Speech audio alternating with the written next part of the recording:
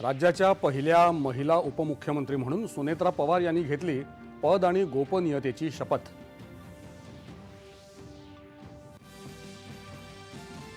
उपमुख्यमंत्री सुनेत्रा पवार यांच्याकडे राज्य उत्पादन शुल्क, क्रीडा आणि युवा कल्याण तसंच अल्पसंख्याक विकास या खात्यांची जबाबदारी। अर्थमंत्रीपद मुख्यमंत्री देवेंद्र फडणवीस यांच्याकडे। सुनेत्रा पवार यांना शुभेच्छा देत अजित पवार यांचा कार्यकुशलतेचा वारसा त्या पुढे नेतील असा विश्वास पंतप्रधानांनी केला व्यक्त। सुनेत्रा पवार यांना उपमुख्यमंत्री करण्याचा निर्णय त्यांच्या पक्षाचा, याबद्दल काहीही कल्पना नसल्याची ज्येष्ठ नेते शरद पवार यांची प्रतिक्रिया।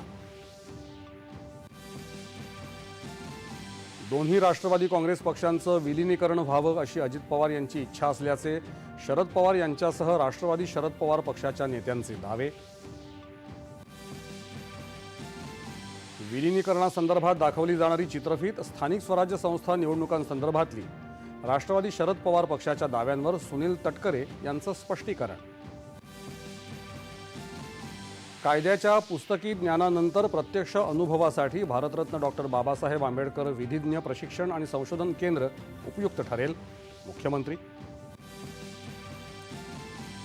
दहशतवादाचं कोणतंही स्वरूप सहन न करणं हेच जागतिक धोरण असावं, भारत आणि अरब राष्ट्रांमधल्या दुसऱ्या परिषदेत एस जयशंकर यांनी मांडली आग्रही भूमिका।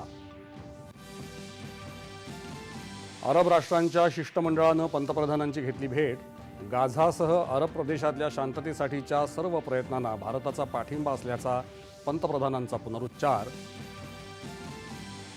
भारत युरोपीय महासंघ मुक्त व्यापार करारामुळे येत्या 5 वर्षात भारताची युरोपीय देशांसोबतची निर्यात दुपटीनं वाढेल, पियुष गोयल।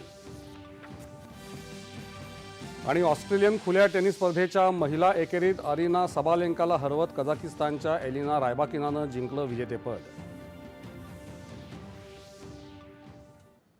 नमस्कार।